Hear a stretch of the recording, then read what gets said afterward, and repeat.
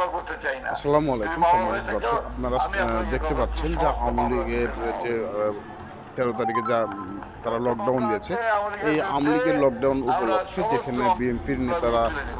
সতর্ক থাকার দরকার ছিল আওয়ামী লীগ বা তাদের উপর একটা চাপ সৃষ্টি করার দরকার ছিল, সেখানে কিন্তু তারা চাপ সৃষ্টি না করে মির্জা ফখরুল ইসলাম বলেছেন যে তারা আওয়ামী লীগের উপর সমস্ত মামলা হামলা যা ছিল সবগুলো তুলে ফেলবে।